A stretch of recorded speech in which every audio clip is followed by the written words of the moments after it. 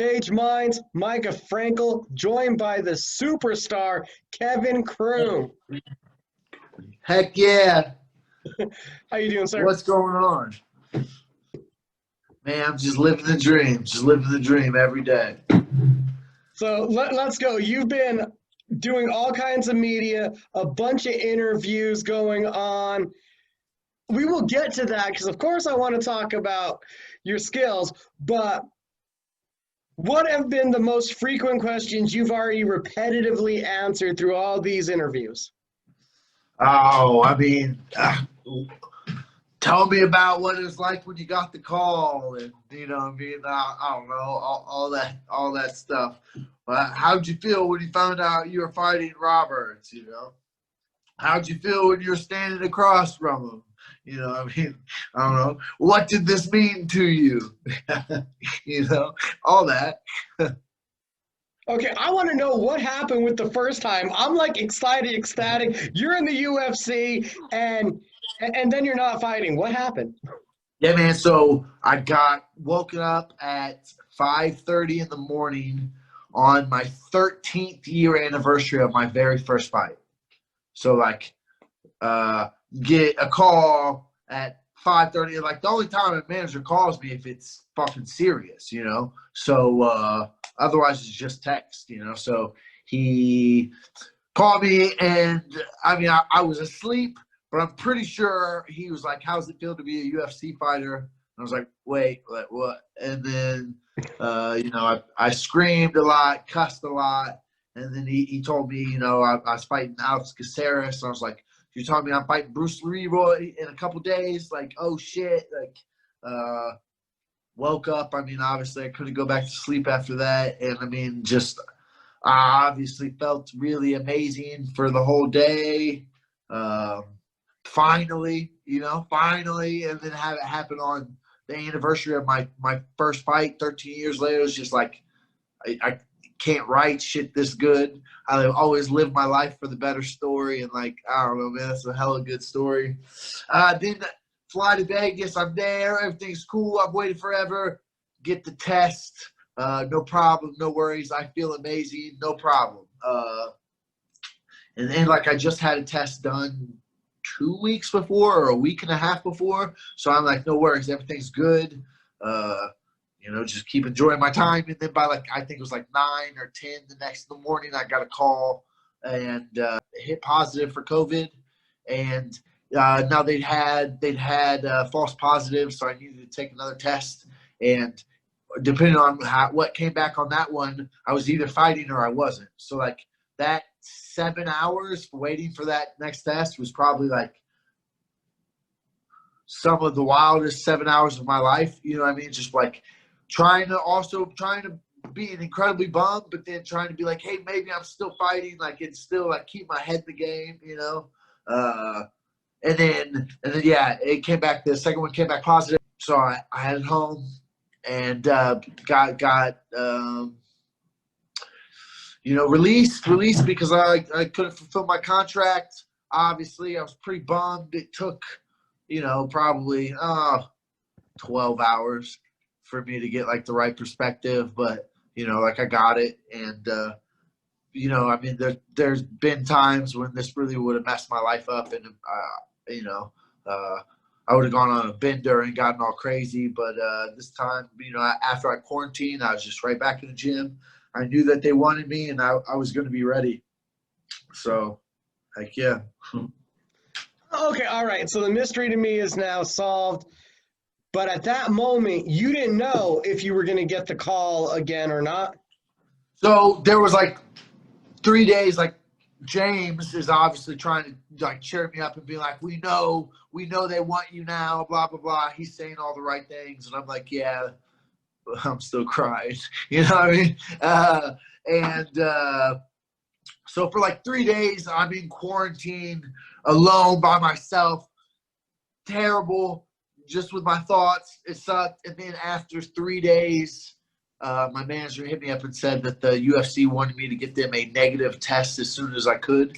And obviously, they were still interested. So that made me feel so much better. And then after that, I decided to get a test every day until a negative one, and I went the next day and it was negative. That made me happy. Got immediately back in the gym and training hard, and just being ready. Sweet. So then you get the call. I was doing medicals because I had COVID. I had to do extra medicals for them to let me fight, like check my heart, make sure COVID didn't wreck my shit, which it didn't. So we're good. That's great. Yeah, right. And yeah, I mean, so I was busy doing medicals, and like I don't know, I kind of had a thing because I was talking to like the UFC liaison who sets all the medicals up, and she had me at an appointment in the morning, and there was like something wrong with the appointment, and so she like made sure I heard her make sure that she could do the test today. She's like, okay, but that's no problem, we can do it today. And when I heard that, I was like, she sounds like she's like needing to get this done today. Like, I wonder what's up, you know? And then I got that one done, and I was on my way to get another one. And then I got the call from my manager, and I had like 5 minutes to pack my bag and run to the airport. Just made it to the airport in time, and, you know, here we are. Days notice for the fight? Nah, man, that was a day and a half. I got that call on Thursday. Is that the shortest call that you've got for a fight? I mean, not as an amateur. You would show up not planning to fight and fight. You know what I mean? Back that was as a pro, probably. I know I've taken one on. I fought Justin Gaethje on 3 days' notice. I mean, I know I've taken him short notice for sure, but yeah, probably. But I mean, whatever. It doesn't matter. At the weigh-ins, do you have any clue why he got in your face? I mean, usually I kind of feel like in MMA, if a guy is, you know, taking a guy on the last minute, you see a little more cordialness because the other party is usually appreciative of still getting the paycheck. Was there a reason for the run-up on you face-off hostility? I mean, I don't know. Whatever. I give no fucks about him or anything, so it doesn't really fucking matter to me at all. Answered. Well, I just didn't know if there was like a background story actually said anything. No, man, I got no fucking clue. I mean, maybe he thought it was a real knife or some shit. Who the fuck knows? I don't know, but fuck that guy. I give no fucks. Tell me about the nunchucks and your continued pursuit of perfection with that weapon. Yeah, I mean, I don't know. I like to fuck around. I have to have hobbies because all I do is go to the gym and then like hang out at home and watch TV. So I gotta do shit at home so I can at least, you know, make myself feel better about sitting around. So yeah, man, I nunchuck. I do ninja shit. Exactly. I'm like, is that the next level now? Are you gonna start building up the weapons? We got the nunchucks. You're gonna start going through each Ninja Turtle weapon? Yeah, that is the plan. I got the nunchucks and the bow staff at the moment. My friend has some sai that I will borrow and start to mess with. And then, I mean, yeah, katanas will be on down the road a little bit. But yeah, for sure, that is the plan. Right, because I know they are in the tops for your favorite cartoons, right? Yeah, for sure. And I mean, you know, yeah, I love the Turtles for sure. You got to have goals, you know what I mean? All right, speaking of that, outside of the fighting, what are some of these goals that you have for Kevin Croom right now, besides the fighter, besides the superstar? I heard you hit the new plateau of being verified on Instagram, so that was one knocked off the list. Killing the game. I always knew the people would love me. I mean, I don't know, man. I'm just still doing me, the same old shit, being silly as fuck, always. I don't know. I am going to get really good at all the Ninja Turtle weapons. That's what I know. keep karate chopping, folks, you know? Everybody's already asked you, so how does it feel officially living the dream, having the title UFC fighter, not just MMA fighter, searching for that UFC dream? Yeah, man. I mean, it feels great. It's always like every fighter knows, like when you're talking to somebody who doesn't know what they're talking about, and you're like, "Yeah, I'm MMA." They'll be like, "Oh, are you in the UFC?" And it sucks so bad to have to be like, "Nah, but I'm really good though." You know what I mean? Like, you know. So yeah, it's nice to be like, "Yeah, I am." Did the experience live up to the expectations that you had of just the UFC and going in there? Because I know you had just been there as a cornerman a couple times, but did it Yeah. live up to your expectations of being in there and fighting under the bright lights? I mean, most definitely. Like, I always knew it could be something like that, you know. And even at times when I maybe didn't believe in it, you know, like there was a piece of me that always knew it could be that good, you know.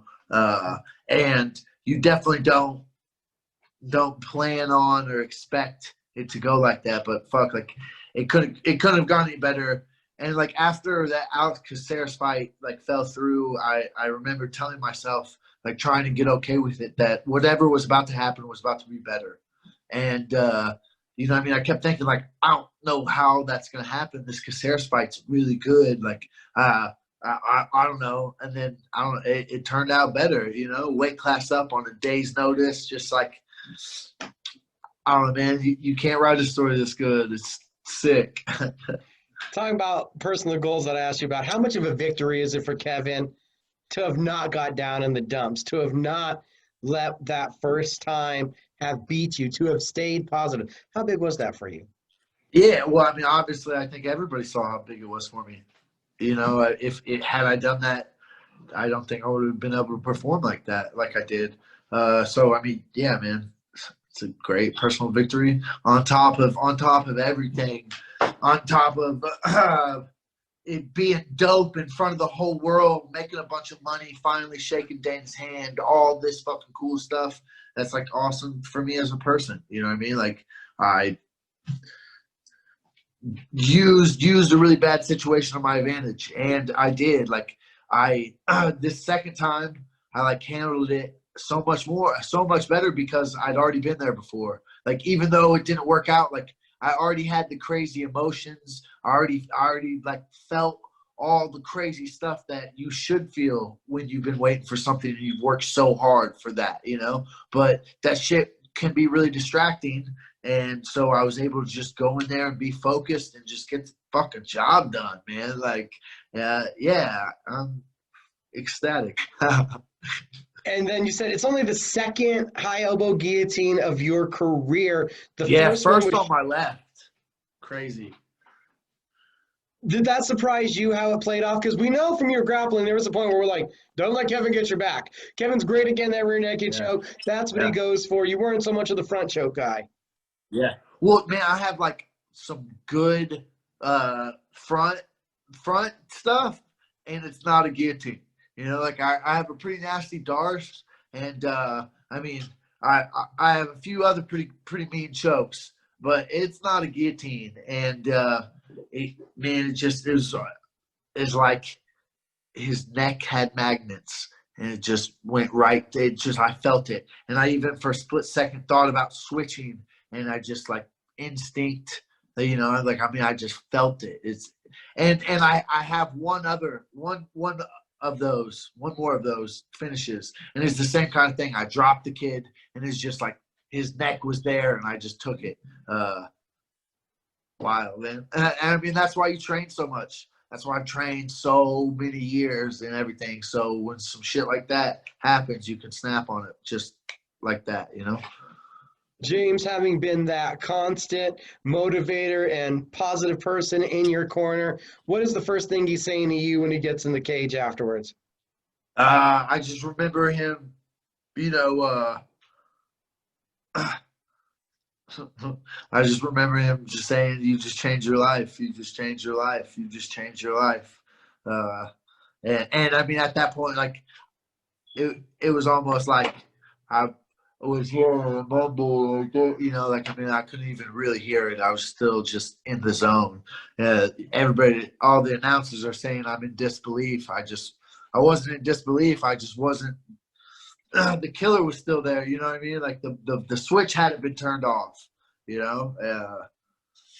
Yeah, man, it's fucking sick, and I'm so happy to do that. Like, just for him, you know, like I feel like he put his reputation on the line for me to get me in there. He fought tooth and nail, you know, to get me that opportunity. And man, I made him proud like that. You know what I mean? Like, he's done so much for me. I'm happy that I can do something. You know what I mean? Like, do something like that, like to show everybody he wasn't wrong. Like, you know, he knows what he's talking about.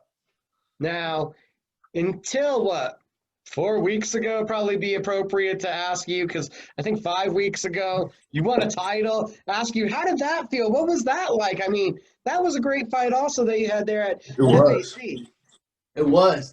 So it was a good fight. I I had to watch it probably about 6 or 7 times before I was happy with it. Uh, Obviously wanted to get the finish. I was pretty positive if I got the finish, I would get signed. And so it was kind of up in the air. If I would off of that, but I mean, it worked out good for me. I showed them that I can entertain for 5 rounds, and man, I learned a lot. There was like I just think there's some shit that happened in the 4th round that kind of maybe I don't know if maybe saying like changed me as a fighter is too strong, but like I don't know. I just learned some shit. I unlocked some new levels, I think, and I said that after that fight, and then I went out and did what I just did. So I mean, I think I'm right about it. Cool. It was a great fight. I took the belt the next day into the gym and hung it up at the gym. And never thought about that again. I mean, that's cool. I'm happy I was the first one, but obviously I knew I had bigger things coming, so I just focused on that. Well, I figure nobody's asked you about that fight yet, so I wanted to again throw something in that might not be in every other interview Right, that we right. got going on. So now, what's the expectations for Kevin Croom? When do you want to make that 45 debut in the octagon? Yeah, I mean, I think the next fight in America is Halloween. Let's get spooky. I'm down. Yeah, I mean, that would be really cool. Let's go. And then after that, if I fight, then I'd like to fight again in December. Let's go. And now that it's way more than $17 in your bank account, how good does that feel? I mean, it was amazing. It was amazing when I woke up and well, the day that I got paid, I woke up and the first thing I did was look at my bank account, and I mean, I have more money than I made last year in it, you know, and that's pre-bonus, you know, so like, yeah, obviously I feel amazing. And no more day job right now, no more construction? Yeah, I mean, I'm going to here and there because I enjoy doing it. You know, it's like you hang out, work with your friends, chill. It's a good workout. But yeah, I don't have to, so I'm gonna do it when I want to. No big deal. You know. It's awesome to see this happen. I mean, I'm like so happy for you to know how long you toiled away and how you traveled the world in search of doing this. Heck yeah. Hey man, when was our first interview? Like 2013, 14? Something like that. Yeah. Yeah. I'm gonna go find it. I will go Yeah. find it. It is like I said the last time. I was looking back through old interviews, and there was like 8 or 9 different hairstyles and facial groupings of your hair. So I'm gonna have to get back to you on that one. But it's been a while. Yeah. Yeah. Maybe I should do a collage. Right, a fan polling. Which is the face of Kevin now that you're verified there on Yeah. Instagram? You can put that post up. Yeah. You felt like you've hit this next level as a martial artist. And did you feel like this was something, whatever you found that 4th round, that this is something you'd been on the verge of for a little bit? uh, yeah, I mean, I guess so. It's one thing to put things to piece stuff together in the gym, and it's another thing to piece it together in the fight. You know, it's like the learning curve is so much better. That, you know, like it learning via experience. I don't know. So I mean, I guess I don't know the real answer to that, but I knew I've been getting better. I knew it was this point, and I mean, I don't know. It took me like 3 rounds to figure it out, and yeah, I don't know. We keep seeing the smile. We've seen it all across social media. I know that you dropped the old nickname. Is it official that you're trying to run with the new one? I saw something, Fresh Prince of KC. Oh yeah, I mean that's just me messing around. Yeah, we're going with Crash nowadays because you know, my fighting style is like creating a consistent car crash. You know, I'm always crashing into shit. So yeah, going with Crash. Just Hillbilly's just just an old name. Honestly, I fight different than I used to. You know, just everything's changed. So we just thought, you know, put a new spin on it. Again, congratulations, sir. It's great to see what you have achieved. You had teased us last time you were here that after you picked up that nice trinket, it was going to open up the door to some big things. And Heck yeah, I'm man! glad to I see said it. spoke it into existence. Heck yeah, man! I've been doing that. I'm gonna keep it going. And to see you just didn't go through the door. You punched your way through the door. Yeah, boy. Is it also nice, like we said, you've been doing all these interviews to get this attention?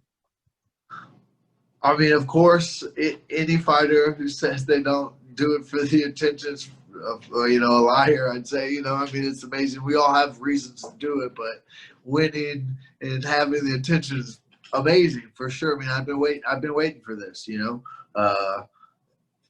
most definitely. And I've been telling myself the whole time that like,